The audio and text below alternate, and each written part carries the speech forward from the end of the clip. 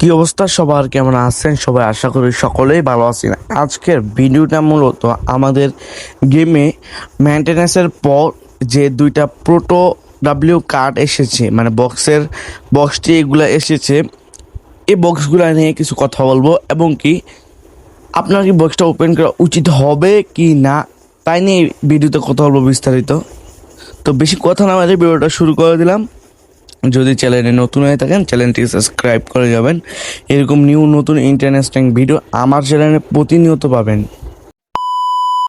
তো আমরা প্রথম কথা বলবো ইউরোপিয়ান ক্লাব চ্যাম্পিয়ন্স লিগের এটা নিয়ে। হ্যাঁ, এই বক্সের মধ্যে প্রত্যেকটা প্লেয়ারই আন্ডাররেটেড প্লেয়ার এবং কি আপনি প্রত্যেকটা প্লেয়ারকে আপনার স্কোয়াডের মধ্যে খেলাতে পারেন এবং কি যদি এই বক্সের দুইটা প্লেয়ার মানে আপনার ফর্মগুলো ভালো দেয় নাই কোনামি এবং কি এত ভালো না, দুইটা প্লেয়ার মানে এই সপ্তাহে খেলাতে পারবেন দুইটা প্লেয়ারকে, এরপরের সপ্তাহে খেলাতে পারবেন না।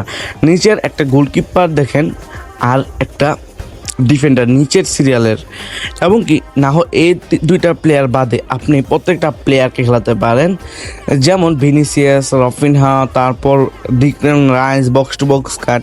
প্রত্যেকটা প্লেয়ারই আন্ডাররেটেড প্লেয়ার এবং কি ভালো প্লেয়ার। আমি অনেস্টলি বলতে গেলে প্রত্যেকটা প্লেয়ারই ভালো ভাই, আপনি খেলাতে পারেন এবং আমি তাদের ডিবলিং পাস অনেক ভালো, বুঝছেন? প্রত্যেকটা প্লেয়ারই খেলাতে পারেন। এখন কথা বলবো প্রোটো ডাব্লিউ কার্ডটা নিয়ে, বক্সটাকে নিয়ে। হ্যাঁ, এই বক্সের মধ্যে কয়েকটা প্লেয়ার ভালো, যেমন গোলকিপারটা, বার্সার গোলকিপার স্পেনের মধ্যে, যেমন এই মিডফিল্ডারটা বক্স টু বক্স মিডফিল্ডার অনেক ভালো একটা মিডফিল্ডার, খেলাতে পারেন, ভালো পাস আছে, একুরেসি আছে, ডিবলিং আছে, আর ভালো কিছু আছে। তারপর এই যেমন রাইট ব্যাকটা, এইটা কিন্তু আপনি বক্স টু বক্স হিসাবেও খেলাতে পারেন, এমনকি বক্স টু বক্সের মতনই তাদের স্কিলগুলো দিয়েছে। রাইট ব্যাকও খেলাইতে পারেন, বক্স টু বক্সও খেলাইতে পারেন, মিডফিল্ডার মানে মিডফিল্ডারও খেলাতে পারেন, কোনো সমস্যা নাই। এমনকি এই কার্ডের মধ্যে এই 3-4টা প্লেয়ারই ভালো বলা যায়। এমনকি চাইলে আপনারা যদি যারা নতুন স্কোয়াড বানাতে চান তারা চাইলে এই প্যাক ওই ইউরোপিয়ান ক্লাব সিলেকশনের প্যাকটা এটা ওপেন করতে পারেন এমনকি এই প্যাকটা ওপেন করলে আপনাদের ভালোই হবে যারা নতুন খেলেন।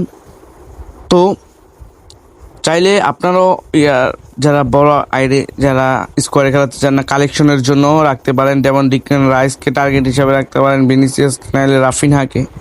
এটা আপনার ইচ্ছা, চাইলে আপনারা স্পিন মারতে পারেন। তো আজকে ভিডিওটা এতটুকুই। তো ভিডিওটা ভালো লাগে চ্যানেলটিকে সাবস্ক্রাইব করে যাবেন। তো আজকে আল্লাহ হাফেজ।